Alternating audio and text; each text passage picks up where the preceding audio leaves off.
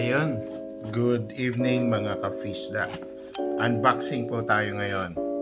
Nakikita nyo, Lurekiller Thunder 30R high speed for slow jigging.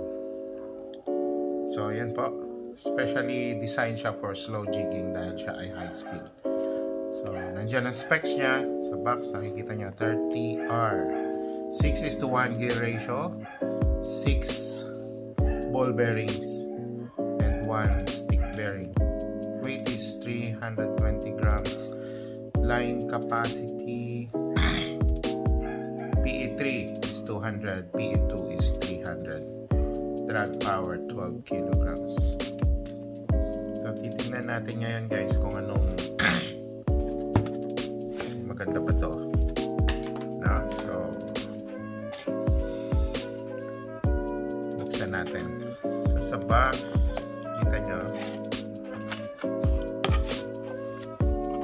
well, manual, Chinese, na tayo maintindihan dito. At least mayroong nakalagay na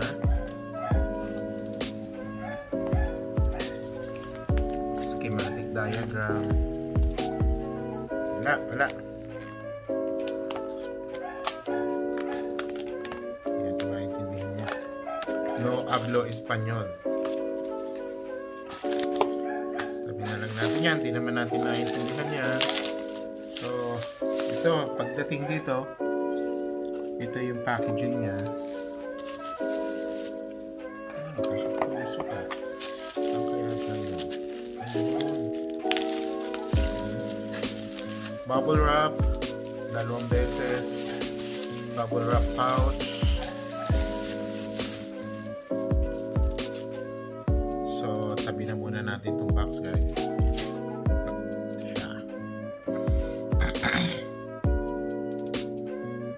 So, Lurekiller Thunder 30R.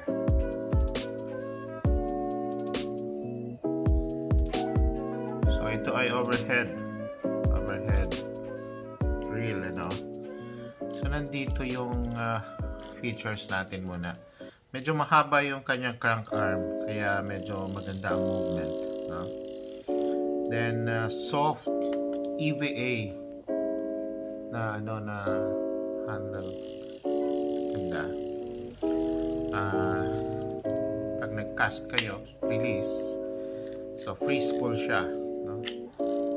Then, ito yung brakes niya. Pag clockwise, nandyan yung 12 kilograms na drag, hindi mo maipipihit yan. Pero nandito pag naka-release yan. Yan. Yung kanyang Okay. So maganda siya kasi meron siyang guide, no? Habang umiikot, mapupuno ng maganda yung spool. Hindi mo na kailangan i-thumb kung saan mo gusto punuin yung spool. So maganda. This is made of aircraft aluminum, CNC.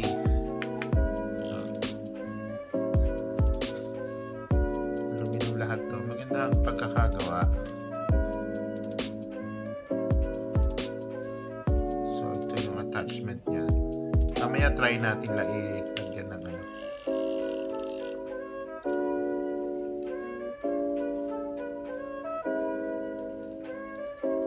So what's this on off na to? Para tanggalin yung i-open. I don't know. So nakalagay 6.0:1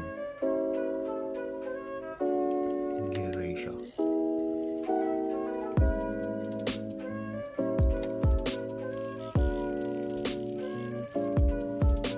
So yan lang guys. Maganda naman. Magaan lang. So try natin to. May speed siya kasi 6:1. Pero yun lang, medyo maliit dahil ang kanyang capacity lang is PE3. 200 meters lang. So, yan guys, Lurekiller Thunder 30R. Pwede na to. Makakahuli na to ng ng dogtooth tuna. So, thank you guys. Thank you for watching. Fish be with you. Cut.